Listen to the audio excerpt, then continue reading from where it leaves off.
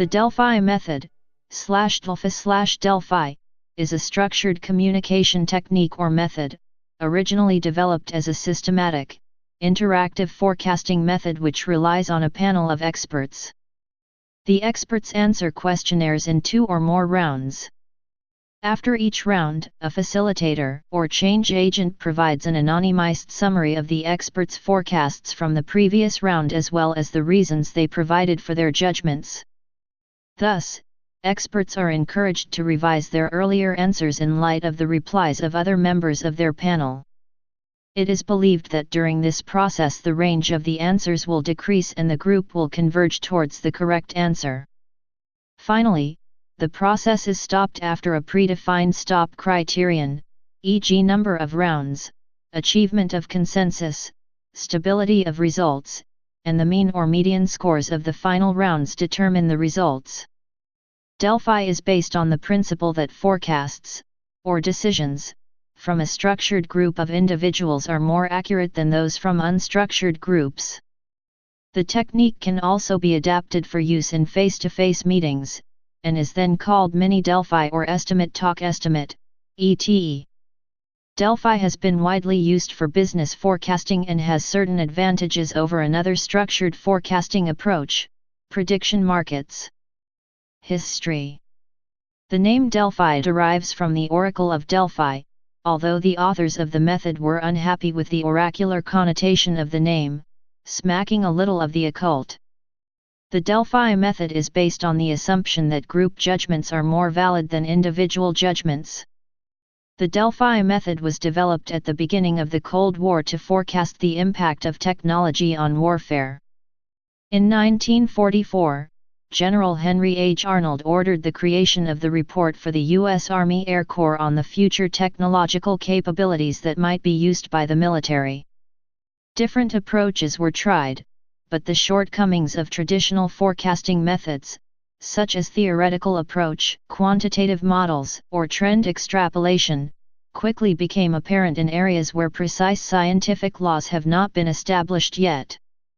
To combat these shortcomings, the Delphi method was developed by Project RAND during the 1950 to 1960s, 1959, by Olaf Helmer, Norman Dahlke, and Nicholas Rescher. It has been used ever since, together with various modifications and reformulations, such as the Delphi procedure. Experts were asked to give their opinion on the probability, frequency, and intensity of possible enemy attacks. Other experts could anonymously give feedback. This process was repeated several times until a consensus emerged. Key characteristics. The following key characteristics of the Delphi method help the participants to focus on the issues at hand and separate Delphi from other methodologies. In this technique, a panel of experts is drawn from both inside and outside the organization. The panel consists of experts having knowledge of the area requiring decision-making. Each expert is asked to make anonymous predictions. Anonymity of the participants. Usually all participants remain anonymous. Their identity is not revealed, even after the completion of the final report. This prevents the authority, personality, or reputation of some participants from dominating others in the process. Arguably, it also frees participants, to some extent, from their personal biases, minimizes the bandwagon effect or halo effect, allows free expression of opinions, encourages open critique, and facilitates admission of errors when revising earlier judgments. Structuring of information flow.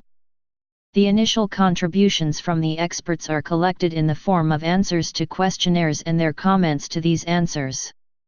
The panel director controls the interactions among the participants by processing the information and filtering out irrelevant content. This avoids the negative effects of face-to-face panel discussions and solves the usual problems of group dynamics. Regular feedback. The Delphi method allows participants to comment on the responses of others, the progress of the panel as a whole, and to revise their own forecasts and opinions in real time. Role of the facilitator. The person coordinating the Delphi method is usually known as a facilitator or leader, and facilitates the responses of their panel of experts, who are selected for a reason, usually that they hold knowledge on an opinion or view. The facilitator sends out questionnaires, surveys, etc., and if the panel of experts accept, they follow instructions and present their views. Responses are collected and analyzed, then common and conflicting viewpoints are identified. If consensus is not reached, the process continues through thesis and antithesis, to gradually work towards synthesis, and building consensus. Applications. Use in forecasting. First applications of the Delphi method were in the field of science and technology forecasting. The objective of the method was to combine expert opinions on likelihood and expected development time of the particular technology in a single indicator.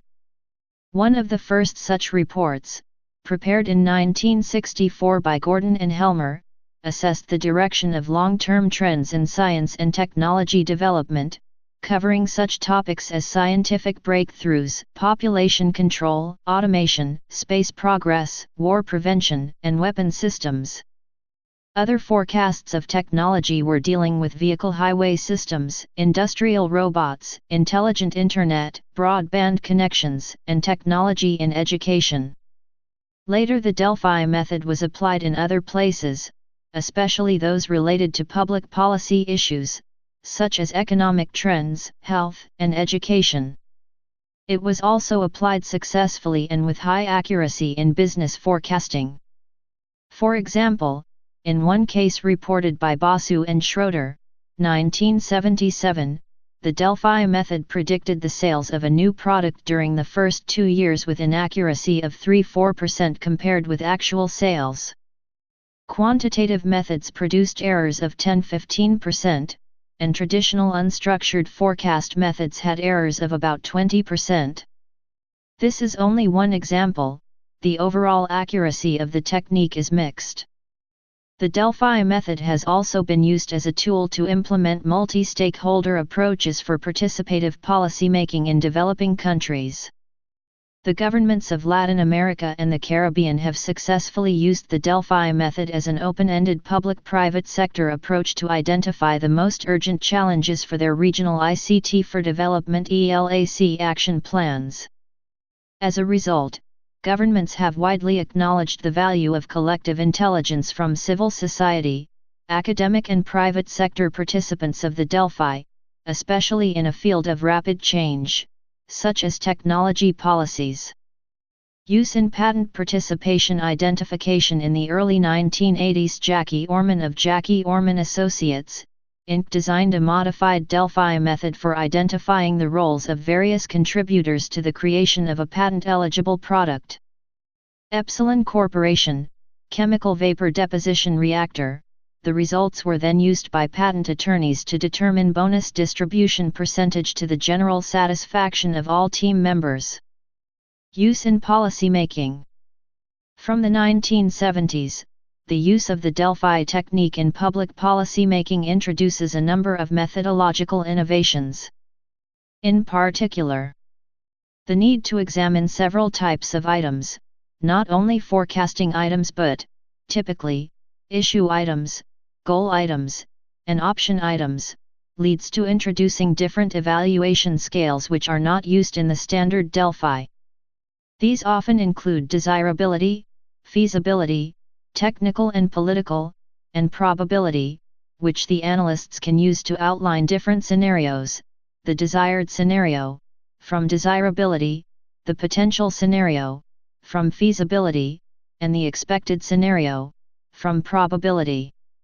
The complexity of the issues posed in public policy making leads to give more importance to the arguments supporting the evaluations of the panelists, so these are often invited to list arguments for and against each option item, and sometimes they are given the possibility to suggest new items to be submitted to the panel. For the same reason, the scaling methods, which are used to measure panel evaluations, often include more sophisticated approaches such as multidimensional scaling. Further innovations come from the use of computer-based, and later web-based, Delphi conferences. According to Turoff and Hiltz, in computer-based Delphis, the iteration structure used in the paper Delphis, which is divided into 3 or more discrete rounds, can be replaced by a process of continuous, roundless, interaction, enabling panelists to change their evaluations at any time. The statistical group response can be updated in real time, and shown whenever a panelist provides a new evaluation. According to Bolognini, web-based Delphis offer 2 further possibilities, relevant in the context of interactive policymaking and e-democracy.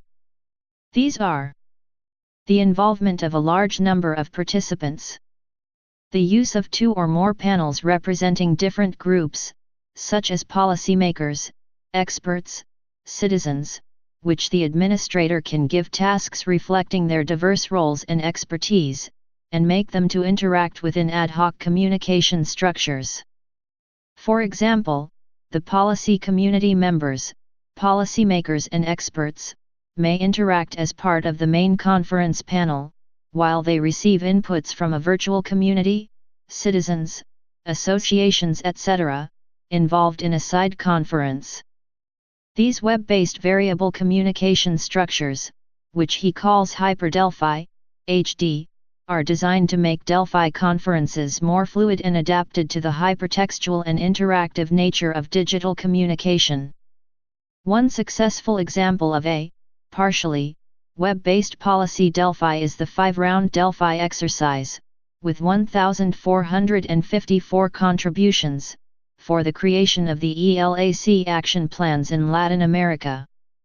It is believed to be the most extensive online participatory policy-making foresight exercise in the history of intergovernmental processes in the developing world at this time. In addition to the specific policy guidance provided, the authors list the following lessons learned include: 1. The potential of policy Delphi methods to introduce transparency and accountability into public decision-making, especially in developing countries. 2. The utility of foresight exercises to foster multi-agency networking in the development community. 3. The usefulness of embedding foresight exercises into established mechanisms of representative democracy and international multilateralism, such as the United Nations. 4. The potential of online tools to facilitate participation in resource-scarce developing countries, and 5. The resource efficiency stemming from the scale of international foresight exercises, and therefore its adequacy for resource-scarce regions. Online Delphi systems. A number of Delphi forecasts are conducted using websites that allow the process to be conducted in real time. For instance, the TechCast project uses a panel of 100 experts worldwide to forecast breakthroughs in all fields of science and technology. Another example is the Horizon project, where educational futurists collaborate online using the Delphi method to come up with the technological advancements to look out for in education for the next few years. Variations. Traditionally, the Delphi method has aimed at a consensus of the most probable future by iteration. Other versions, such as the policy Delphi, is instead a decision support method aiming at structuring and discussing the diverse views of the preferred future. In Europe, more recent web-based experiments have used the Delphi method as a communication technique for interactive decision-making and e-democracy.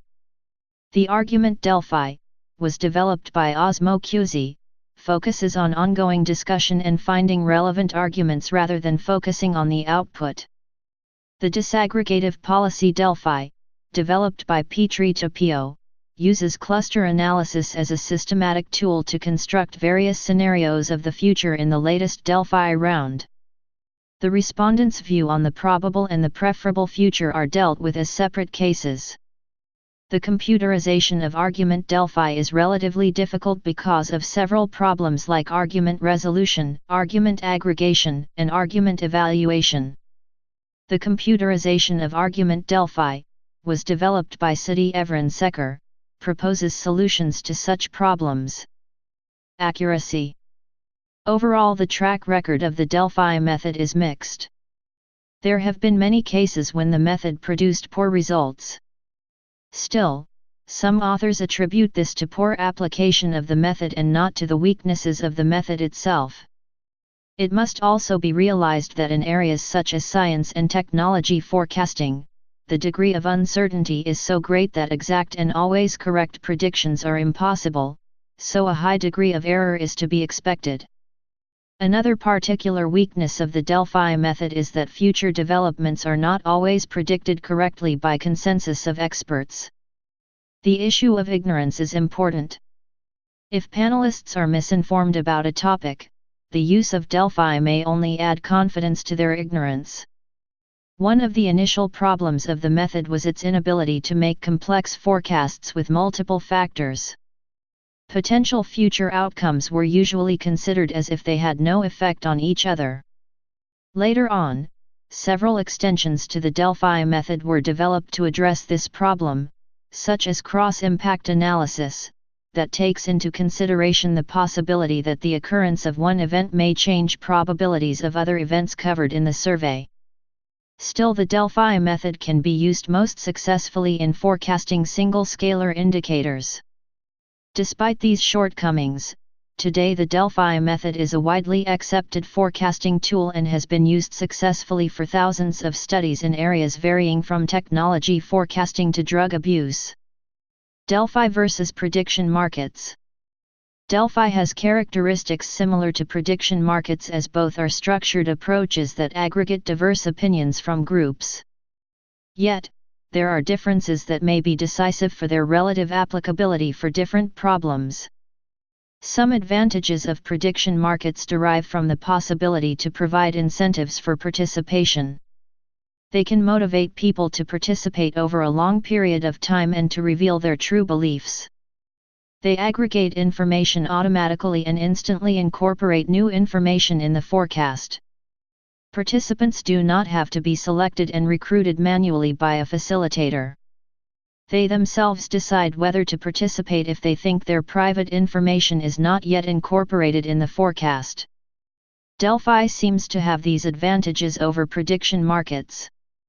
Participants reveal their reasoning. It is easier to maintain confidentiality. Potentially quicker forecasts if experts are readily available. Delphi is applicable in situations where the bets involved might affect the value of the currency used in bets, e.g., a bet on the collapse of the dollar made in dollars might have distorted odds. Please subscribe and thanks for watching.